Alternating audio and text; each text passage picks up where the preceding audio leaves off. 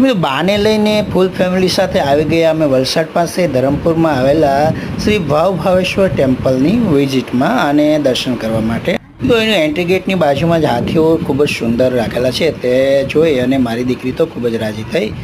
અને અંદર ખૂબ જ ફુવારાઓ અને એવું રીતનું ગાર્ડન આ રીતનું બનાવેલું છે.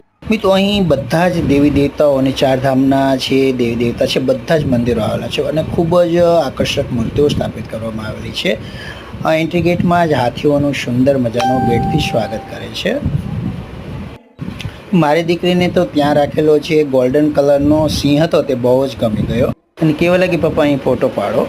અંદર પણ એટલું બધું વિશાળ ગર્ભગૃહ છે અને ખૂબ જ ગોલ્ડન કલરથી કરેલો, જાણે સુવર્ણમય ઝગમગી રહ્યો હોય તેવો અહેસાસ થયો.